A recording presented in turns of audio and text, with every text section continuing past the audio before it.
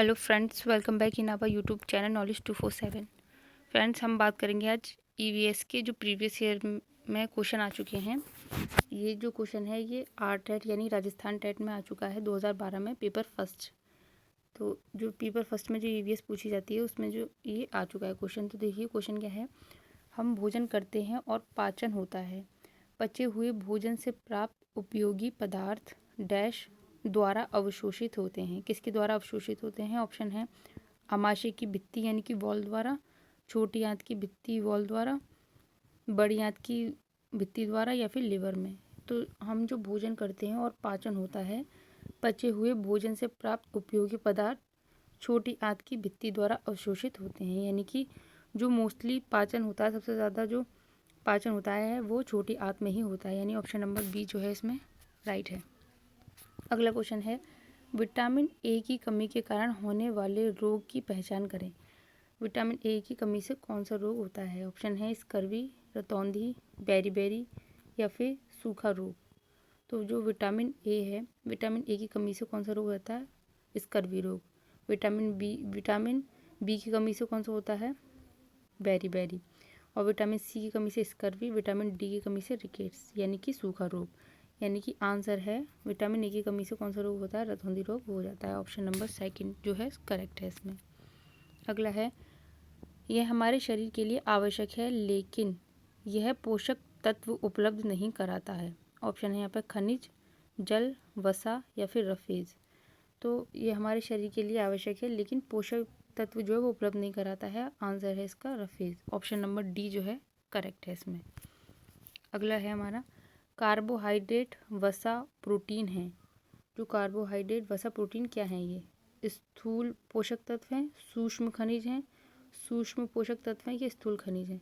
तो जो कार्बोहाइड्रेट, वसा एंड प्रोटीन क्या है? स्थूल पोषक तत्व यानी कि मैक्रोन्यूट्रिएंट्स हैं। ठीक है, ऑप्शन नंबर ए जो है इसमें राइट है।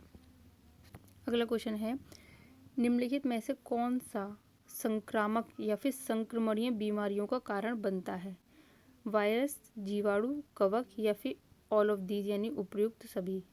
इसमें से कौन सा है जो संक्रमणीय बीमारियों का कारण बनता है? यानी कि वायरस, जीवाणु, बैक्टीरिया, ये तीनों ही जो है संक्रामक बीमारियों के कारण है। यानी ऑल ऑफ दीज जो है इसमें उपयुक्त सभी करेक्ट होगा आंसर। अगला क्वेश्चन है विटामिन ई के आहार स्रोत कौन कौन से हैं? शकरकंद, आम, मटर, मूली और पुदीना, आंवला, रसदार और खट्टे फल जैसे नींबू, नारंगी, बादाम, मूंगफली, अखरोट और वनस्पति तेल या फिर पालक, गोभी, फूल गोभी, सलाद पत्ता और शलगम। तो जो विटामिन ई है उसके जो आहार स्रोत हैं वो हैं बादाम, मूंगफली, अखरोट और वनस्पति तेल। यानी ऑप्शन नंबर सी जो है इसमें करेक्ट है। अगला क्वेश्चन है सभी जीवों में से उस जीव को पहचानिए जिसमें मानव रक्त की गंध को पहचानने की सबसे तेज संवेदना होती है। ऑप्शन है यहाँ डॉल्फिन, वेल, शार्क या फिर बाघ। तो इस क्वेश्चन का आंसर आप कमेंट बॉक्स में बताएंगे कि इस क्वेश्चन का जो आंसर है वो क्या होगा। मुझे कमेंट करके बताइए। क्वेश्चन है कि उस जीव को पहचानना है जिसमें मानव रक्त की गंध को पहचानने की सबसे तेज संवेदना होती है। ठीक है, तो ये आपको जो है बताना है। अगला क्वेश्चन है हमारा हाइड्रा निम्न में से किस वर्ग से संबंधित है? सिलेंट्रेटा, पोरीफेरा, प्लेटीहेल्मिन्थीस या इकाइनोडर्मेटा। तो जो हाइड्रा होता है वो सिलेंट्रेटा जो वर्ग है उससे संबंधित है। ऑप्शन नंबर ए जो है राइट है।